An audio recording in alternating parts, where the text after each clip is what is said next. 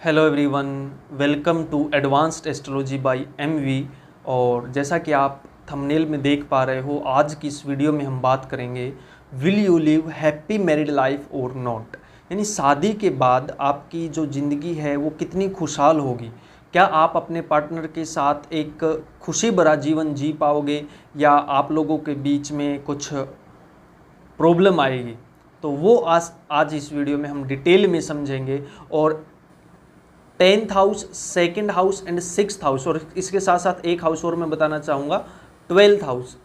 ये हाउस बहुत ज़्यादा इम्पोर्टेंट होते हैं शादी की खुशहाली के लिए।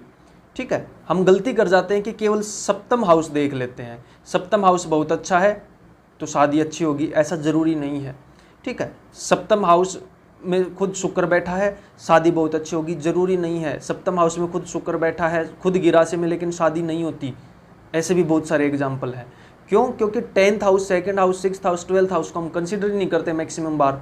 मैं अभी आपको रीजन के साथ, लॉजिक के साथ बताऊंगा कि ये हाउसेज क्यों इंपॉर्टेंट है।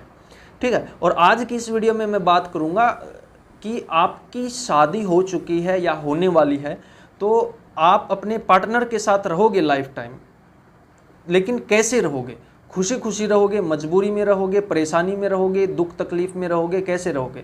ठीक है, आज मैं यहाँ पे 2 शादियों के योग के बारे में बात नहीं करूँगा। अगर आपको 2 शादियों के योग के बारे में जानना है तो ऑलरेडी 2-3 वीडियो मैंने चैनल पे डाल रखी हैं। बुध से रिलेटेड, चंद्रमा से रिलेटेड, केतु से रिलेटेड 3 टेक्निक बता रखी हैं, रियल लाइफ एग्जाम्पल भी दे रखे हैं। अगर आपको 2 शादियों से रिलेटेड देखना है तो प्लेलिस्ट में चले जाना। आप प्लेलिस्ट में जाकर देखोगे ना, रिलेशन एंड मैरिज से रिलेटेड जो प्लेलिस्ट है, प्लेलिस्ट में आपको वीडियोज आसानी से और जल्दी मिल जाएंगी। ठीक है, तो आज हम बात करेंगे कि आपका ससुराल पक्ष आपको परेशान करेगा या नहीं करेगा। आपके ससुराल में जाने के बाद आपकी हस्बैंड के साथ आपकी कैसे बनेगी, बेडरूम में आपकी कैसी बनेगी, लड़ाई झगड़ा होगा या नहीं होगा। ठीक है, तो उस टाइप की चीज़ें आज हम डिस्कस करेंगे। 2 शादी, 3 शादियों के बारे में, डाइवोर्स के बारे में, ऐसी बातों के बारे में हम आज जिक्र नहीं करेंगे। तो मैंने सबसे पहले बताया कि जो आपका 10th हाउस है, 10th हाउस आपका सबसे ज़्यादा इम्पोर्टेंट होता है शादी के लिए। क्यों? क्योंकि देखिए 10th हाउस एक तो आपके करियर का होता है। ठीक है, अगर आपका करियर वेल स्टेबल है, अच्छा है, तो चांसेस बढ़ जाते हैं आपकी शादी में परेशानियां कम आने की। ठीक है, हालांकि हमेशा ऐसा नहीं होता कि जिसका करियर बहुत अच्छा है उसकी शादी बहुत अच्छी ही होगी, मैं ये बात नहीं बोल रहा हूँ। बट सरफेस लेवल पे एक पॉसिबिलिटी बन जाती है कि आपकी मैरिड लाइफ स्मूथ चलेगी। ठीक है, रीज़न क्या है? क्योंकि जो 10th हाउस है वो 7th से 4th पड़ता है, और 4th हाउस हमारे सुख का होता है। तो शादी से हमें सुख मिलेगा या नहीं मिलेगा वो किससे पता करेंगे? हम 10th हाउस से। क्योंकि यहाँ से अगर जब हम काउंट करेंगे 1 2 3 4, 4th हाउस, तो हमारे शादी का सुख 4th हाउस में छिपा है। और 10th हाउस किस लिए इंपॉर्टेंट है? हमारे करियर का है।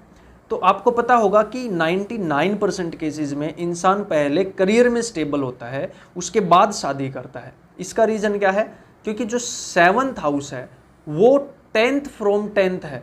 यानी जब हम 10th हाउस है ना, 10th हाउस से जब हम काउंट करना स्टार्ट करेंगे, जैसे यहाँ से अगर हम काउंट करेंगे 1 2 3 4 5 6 7 8 9 10, तो हमारे प्रोफेशन का कर्म जुड़ा हुआ है हमारी शादी से। ठीक है, हम अपना हमारा जो प्रोफेशन कितना अच्छा होगा उसका डायरेक्ट और इनडायरेक्ट लिंक हमारी शादी से है, हमारी मैरिड लाइफ से है। ठीक है, और दूसरा, हमारी शादी का सुख हमारे प्रोफेशन से जुड़ा हुआ है। ठीक है, क्योंकि 7th से ये 4th पड़ता है और 7th हाउस 10th से 10th पड़ता है। ठीक है, तो इसलिए जो 10th हाउस है is very very important for your married life. अगर आपका 10th हाउस बहुत अच्छा है तो नो डाउट आपकी मैरिड लाइफ अच्छी होगी। ठीक है, उसके बाद 12th हाउस भी बहुत ज़्यादा जरूरी है, क्योंकि 7th हाउस से 6ठा घर पड़ता है। देखिए, कोई भी एस्पेक्ट अगर आपको अपनी लाइफ का देखना है तो उससे 6 8 12 देखना बहुत ज़्यादा ज़रूरी हो जाता है। ठीक है, फॉर एग्जाम्पल अगर आपको अपना करियर ही देखना है कि मुझे करियर में कितनी स्टेबिलिटी मिलेगी या करियर मेरा कितना राइज होगा, सडन फॉल तो नहीं देखने को मिलेगा, एकदम से नौकरी तो नहीं छूट जाएगी, इस टाइप की एक चीज़ें अगर आपको अपने करियर में देखनी है तो इससे 6, 8, 12 को देखिए, स्पेशली 6 और 8 को। तो इससे छठा पड़ेगा तीसरा हाउस। अगर तीसरा हाउस आपका एफ्लिक्टेड है, तीसरे और 10th हाउस के साथ कुछ कनेक्शन में है, तो आपको एकदम से जॉब जाने का डर रहता है, ठीक है, क्योंकि एक तो ये 8th फ्रॉम 8th हो गया, 8th हाउस से 8th हो गया, ठीक है, और 10th से छठा हो गया, तो ये एकदम से लॉस दे देता आपको, एकदम से जॉब चली जाती है। अगर किसी का मान लो 10th लॉर्ड 3rd हाउस में बैठा है और वो मेलेफिक है या नीच का होकर बैठा है या किसी पाप प्रभाव में है या अच्छी पोजीशन में नहीं है, तो वहाँ पे वो प्रॉब्लम दे देता है, या फिर मून के प्रभाव में है तो फ्लक्चुएशन दे देता है, ठीक है, या फिर केतु है तो एकदम से जॉब चले भी जाती है, लेकिन वो 2-3 एक साथ 2-3 काम करने वाला भी होता है, ठीक है। इसी तरीके से हमें 5th हाउस देखना बहुत ज़्यादा ज़रूरी होता है करियर के लिए। 5th हाउस ज़रूरी है क्योंकि 10th से 8th पड़ता है 5th हाउस, ठीक है। अगर ये अच्छा नहीं है तो अगर यहाँ पे सूर्य मंगल जैसा कोई प्लेनेट बैठ जाए ना 5th हाउस में, तो ऐसा इंसान फिर अपने बॉस को बॉस नहीं मानता। आप देखना, जिसका 5th हाउस में सूर्य होगा, जिसका 5th हाउस में मंगल होगा, बॉस के साथ बहुत कम बनेगी, ठीक है, क्योंकि 10th से 8th पड़ गया। खैर चलिए, हम थोड़े से ऑफ ट्रैक चले गए थे, वापस से शादी के बारे में आते हैं। तो मैं यही बता रहा था कि आपको अपनी लाइफ के किसी भी एस्पेक्ट के बारे में अगर जानना है तो उससे 6, 8, 12 का जो भाव है, हाउस है, उसको देखना मत भूलिए। वहाँ से आपको बहुत सारी चीज़ें मिलेंगी आपकी उस लाइफ के बारे में। जैसे हम आज 7th हाउस को डिस्कस कर रहे हैं, तो अगर आपका 6th हाउस में कोई मेलेफिक बैठा है और उसका कनेक्शन अगर 7th हाउस से है तो वो प्रॉब्लम क्रिएट कर सकता है। स्पेशली आपका 12th हाउस और 2nd हाउस, यानी 7th हाउस से ये 6th पड़ेगा और ये 7th हाउस से 8th पड़ेगा, ठीक है। ये बहुत ज़्यादा इंपॉर्टेंट है। 10th, 12th and 2nd house are most important. 6th house फिर भी थोड़ा सा, क्योंकि देखिए सप्तमेश जब भी 6th हाउस में जाए या सप्तमेश का कनेक्शन कुछ 6th हाउस से बने तो वो थोड़ा सा बीमारी दे सकता है आपको, डिजीज़ दे सकता है आपके पार्टनर को, या शादी के बाद आप खुद बीमारीग्रस्त हो सकते हो, उस टाइप की चीज़ें देता है। लेकिन पार्टनर के साथ वो फिर भी ठीक ठाक रिलेशन दे देता है। लेकिन अगर आपका 10th हाउस, 12th हाउस और 2nd हाउस पीड़ित है और 7th हाउस से उसका कुछ कनेक्शन है या मंगल और शुक्र से कुछ कनेक्शन है, तो फिर वहाँ पे वो प्रॉब्लमेटिक हो जाता है मैरिड लाइफ के लिए, ठीक है। तो उम्मीद करता हूँ आपको यहाँ तक जो बात है वो समझ आई होंगी। अभी हम जल्दी से 2 रियल लाइफ एग्जाम्पल ले लेते हैं, ठीक है, उसके बाद समाप्त करते हैं क्लास को। फॉर एग्जाम्पल ये चार्ट देखिए आप, इसका 7th हाउस खाली है, कोई नहीं। स्वामी कौन है? शुक्र, और शुक्र की एक और राशि है तुला राशि। अब तुला राशि में राहु बैठ गया, ठीक है। तो बोलने वाले कुछ ये भी बोल सकते हैं कि कोई कनेक्शन नहीं है, कनेक्शन है। अगर शुक्र की 2 राशियां हैं, एक राशि में कोई प्लेनेट बैठा है तो उसका कनेक्शन दूसरे हाउस से अपने आप बन जाता है।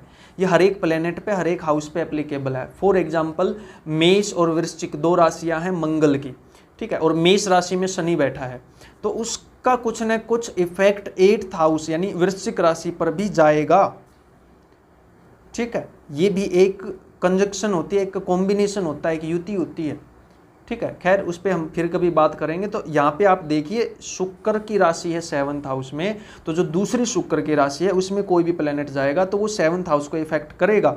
और यहाँ पे एक चीज़ और देखिए, 6th हाउस में चला गया, सप्तम से छठे घर में ये चला गया, यानी लगन का तो ये 12th हाउस है, लेकिन सप्तम से छठे में चला गया, ठीक है। जब 7th हाउस से यहाँ पे काउंट करोगे, अगर किसी को नहीं समझ आ रहा तो मैं बता देता हूँ। यहाँ से जब आप काउंट करोगे 1 2 3 4 5 6, तो प्रॉब्लमेटिक है ये मैरिड लाइफ के लिए। और जो हमारा 12th हाउस है ये हमारे बेडरूम को दिखाता है। अगर 12th हाउस में कोई मेलेफिक बैठा है और उसका कनेक्शन अगर 7th हाउस से बन जाए तो बेडरूम में लड़ाई देता है, एग्रेशन देता है, मार पिटाई देता है, और ऐसा ही हो रहा है। ये मेरे वेल नोन की कुंडली है। मैरिड लाइफ बहुत ज़्यादा अनस्टेबल है बेडरूम में। पब्लिकली बहुत अच्छा रहते हैं, ससुराल पक्ष में कोई दिक्कत नहीं है। क्यों? क्योंकि देखिए 10th हाउस ठीक है। सिंह राशि में बुध है, ठीक है, बुध मेलेफिक नहीं है। करियर भी इसका ठीक ठाक चल रहा है, ठीक है। ससुराल में जो ये फीमेल चार्ट है, ससुराल में कोई इसको ज़्यादा प्रॉब्लम नहीं है। हस्बैंड से भी कभी कभार प्रॉब्लम होती है, लेकिन जब भी लड़ाई होती है, बहुत ज़बरदस्त लड़ाई होती है, बेडरूम में लड़ाई होती है। क्यों? क्योंकि सप्तम हाउस का कनेक्शन 12th हाउस से बन गया और वहाँ पे राहु बैठ गया, एग्रेशन देता है बहुत ज़्यादा। और थोड़ा सा अगर हम और लिंक करें तो यहाँ पे देखिए मंगल की चौथी दृष्टि यहाँ पे है, ठीक है। मंगल की चौथी दृष्टि जहाँ पे भी जाएगी कुछ न कुछ नुकसान करेगी, ठीक है। तो सप्तम से अष्टम पड़ गया ना ये, तो इसलिए एग्रेशन है, लड़ाई है शादी में, ठीक है। लेकिन ससुराल पर 2 शादियों का योग नहीं है यहाँ पे, जिंदगी भर साथ रहेंगे लेकिन ऐसे ही लड़ते झगड़ते रहेंगे, ठीक है। तो एक एग्जाम्पल और ले लेते हैं हम। यहाँ पे देखिए असेंडेंट सेम है, ये भी स्कॉर्पियो असेंडेंट चार्ट था और ये भी स्कॉर्पियो असेंडेंट चार्ट है, लेकिन यहाँ पे देखिए डिफरेंस कैसे आ जाता है यहाँ पे चीज़ों में। सप्तमेश 12th हाउस में बैठा लेकिन शुक्र है और खुद की राशि में है, बेहद प्यार देगा बेडरूम में, एक दूसरे के लिए कुछ भी करने को तैयार, एक दूसरे के साथ जीना, एक दूसरे के साथ मरना, बहुत अच्छा कॉम्बिनेशन है, ठीक है। तो सप्तमेश 12th हाउस में जाए तो हमेशा प्रॉब्लम नहीं देता, वो प्रॉब्लम तब देता है जब या तो मेलेफिक के साथ बैठा हो या खुद मेलेफिक होकर बैठा हो वहाँ पे, ठीक है, तब प्रॉब्लम देता है। 12th हाउस 7th से 12th वो भी खाली है, यहाँ पे भी कोई प्लैनेट नहीं है। 10th हाउस सिंह राशि में चंद्रमा बहुत अच्छा है, दोनों